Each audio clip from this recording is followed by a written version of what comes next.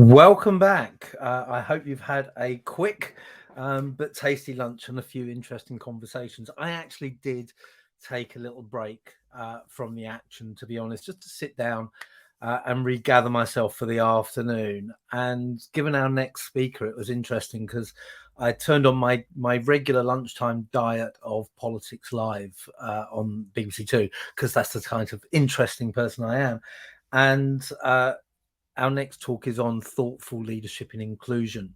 And there was a very robust debate about inclusion training, diversity and inclusion training for politicians. And I thought that was the perfect lead in to the conversation that we've got coming up in just a few minutes' time. But before we get to that, let's hear some of your highlights of the morning. So I'm hoping you're back and have joined us.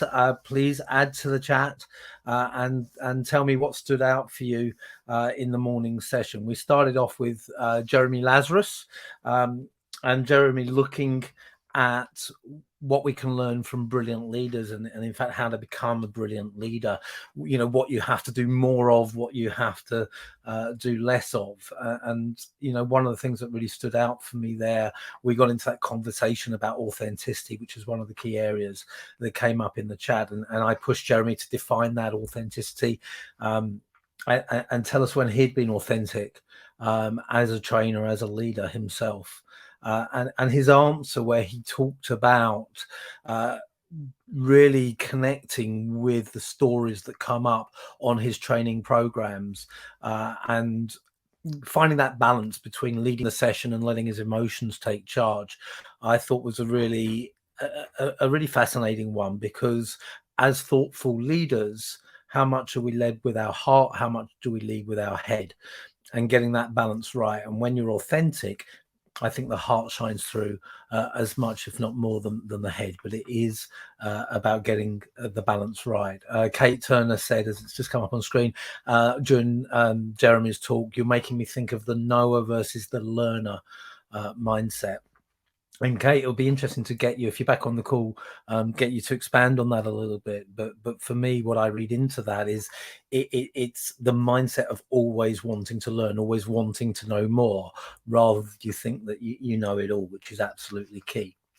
We then moved on to Elizabeth Carney and a session that clearly resonated with a lot of people, a lot of comments, a lot of debates and discussion. Couple of things that she talked about that really jumped out at me.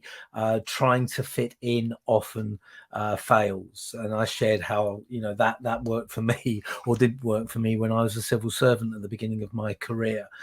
And also that conversation about inner integrity, and Elizabeth talked about integrity of your soul, and if you're not in command of that, then how can you be in integrity and really making an impact, making a difference on other people? David Coe was next up. A really fascinating and captivating talk about the environment, climate and sustainability. I know Mindy was thoroughly absorbed by that, and I know that she said, should she be scared of Greta, because Greta scares her at the moment. So compelling, David, more than a bit scary. That's why we need to be listening and be thoughtful now. And David said, if everyone talks enough about it, it will happen. And maybe that's a key in what we're trying to achieve here. In being thought leaders, it's not just about putting our ideas out there, it's about making our ideas part of the conversation. When I started out as a business networking strategist, no one publicly was really using that term at the time. There were a couple of people who were using it with their clients that I found out subsequently, but it wasn't really in the public space. Now you'll hear about networking strategy everywhere. And that's what I'm trying to do in everything I do, is to make it part of the conversation. If I don't manage that, then I'm not making an impact. So I think that's really, really key. So that was David. And then our panel, a nice debate about growth mindsets, looking at vulnerability and what that means, and quite a robust discussion that was really engaging to listen to. So lots and lots to take away. Please do add your thoughts as we go through the day. Add your highlights. It would be really interesting to hear those from you. But let's move on to the second half of the day in a sessions. At lunchtime in the UK, as Mindy corrected me correctly earlier, I just summarised what I'd taken away from the morning. So I'd like to do the same, just briefly for the afternoon. We started out with Mindy Gibbons-Klein, and Mindy talked about thoughtful leadership, meaning going above and beyond. She talked about pushing your own thinking, and one of the things that she said that really jumped out at me was that nowadays being good enough is not really good enough, which I think we can all take to heart and always be looking to push those boundaries further and further. We then moved on to Julie Coutinho. Julie said we can't keep our work and our personal lives separate, and strong leaders show up as their whole selves, and that really became a theme that ran through a lot of the rest of the day, and that tied into this idea of excavating, innovating, and activating. So finding those ideas, creating new ones out of them, and then putting them into practice, which was absolutely key there. For the panel, which I listened into quite a lot of the panel, and as I said when we came back, it was a really wide-ranging conversation between Andrew and Gary, and facilitated by Susie. Gary said the role of, and Gary, I hope I've quoted you correctly here, the role of the organization is to set higher goals. The role of the individual is to seek them. And that really jumped out at me. And Andrew talked about, there was a lot about getting out of your comfort zone and stretching yourself. And Andrew talked about when a river doesn't flow, it stagnates. And it was quite interesting because in the earlier panel, Malcolm Tullett said that when people don't grow, we stagnate. So two things tied together really nicely, and a lot of conversation in there about the importance of silence, the importance of stillness as well. And that set us up nicely for Karen Hewitt, who was talking about well-being. And you know, she talked about being the first on the dance floor. Nobody wants to be the first to speak out, and you need to do that. And also about looking after your own well-being first, which chimed with that look after your internal integrity that Elizabeth had talked about earlier in the day. Keith then came on and talked about his cojones, talked about the importance of taking calculated risks, quoting from Barry Hearn. And we had that conversation about handling criticism and what criticism you take and how you handle that, and how you handle the subsequent conversation. And then we moved into Bina to close off with gratitude in leadership. And what I took from Bina, because I haven't had a chance to share that with you, leaders have had to prove themselves time and time again throughout the pandemic. Was the first key point that really jumped out for me. A leader is not a leader without leading people. And I saw that Elizabeth had asked about, well, can you be a leader without leading team? And I paraphrased it because Bina went on to talk about people as well. And I think when you talk about thought leaders writing books, we might not have teams, or we might have small teams, but we're leading other people in a different way through the ideas that we put out there. But I think ultimately, if you're not leading anyone in any way, then you can't really call yourself a leader. I think would make sense there. And gratitude is not just saying thank you. It comes through in the way that you behave. So it's been a busy day. We've covered a lot in there. You'll have your own takeaways as well. Shortly, we're going to go to the final networking breakout of the day, and that will take you through to the close at 5 o'clock UK time. But first of all, we've got a brief video to share with you that summarizes the day so far, and then some closing words from Mindy. So Kinga, if you can play the video, that would be wonderful.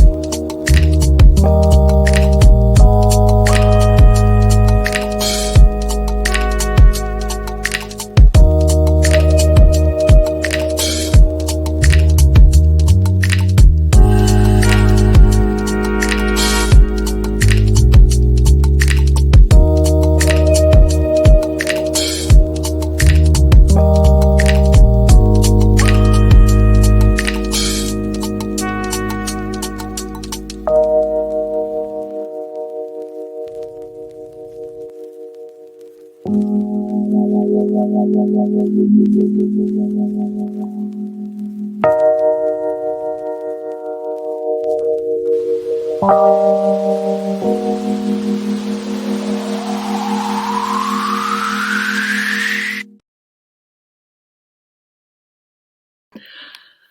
my goodness. I thought Andy was going to be here with me.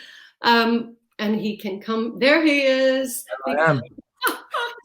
Oh my goodness. If you have been with us all day and you're still watching, I applaud you, because it's very hard to sit in a chair all day, isn't it? It's different when you're at an in-person event, and it's difficult enough when you have to go and get a coffee, but at least you get to stretch your legs. So well done to you, the participants, especially because Andy has totally epitomized going above and beyond. He's done a great job being the glue of the whole event, a truly thoughtful leader, a respectful MC, I just cannot show you enough gratitude. But I'm going to try, because I have some flowers for you, Andy. But with it being a virtual or online event, here they are. Here's your flowers. Lovely. They're beautiful. They match my complexion right now.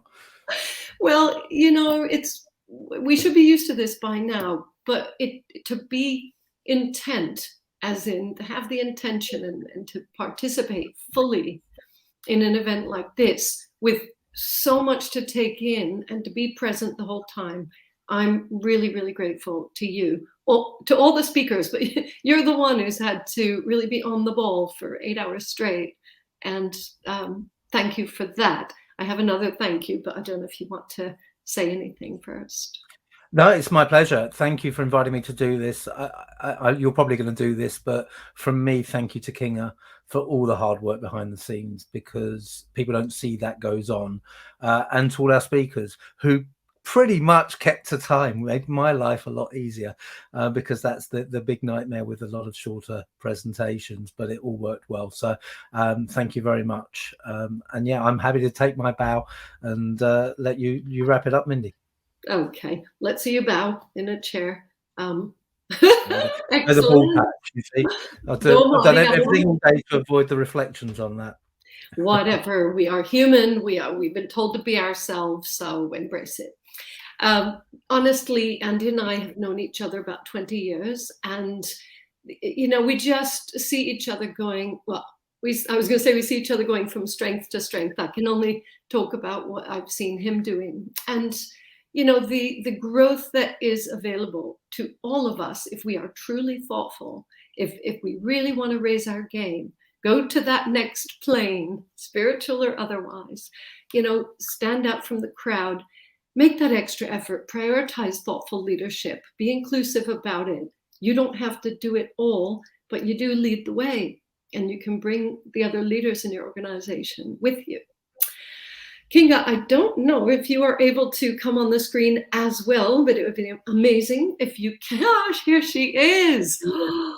She has been the one making all the magic happen for the past 6 months of planning, promoting, liaising with and nagging speakers, and getting all the content together, and then the production on the day. And we are very impressed.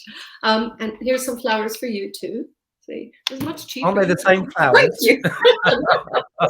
No, it's regifting. That's the new way of regifting. Kinga, do you? I know you like being behind the scenes, but you do run a fantastic operation. You made the event. Is there something that you would like to say before I finish? I don't think so. I'm kind of ready to wrap up and just have a lie down after a complete full-on day, doing various things behind the scenes that no one has idea about. And I guess that's part of my job, making it all seamless, that it flows naturally and everyone knows what's happening and don't see the challenges behind the scenes. But yeah, if anyone needs or wants to do an event and wants to make an impact in their space and show how they're going above and beyond, do get in touch via Mindy or directly with me. I mean, I'm sure you will see me on the various posts on social media that our speakers will be sharing. Yep. Thank you again. Thank you for coordinating the videos, and those videos for everybody who's bought a ticket, those will be made available on Friday. And then who knows, next year we have big plans, and I really, really hope we can be in person within touching distance, although we may choose to socially distance. So from me, I just want to say it has been an incredible 4-year journey. The first event we ran was just in-house with my clients because I was trying it out. We then had the event at Friend's house, and Elizabeth was commenting about that. Kinga was there.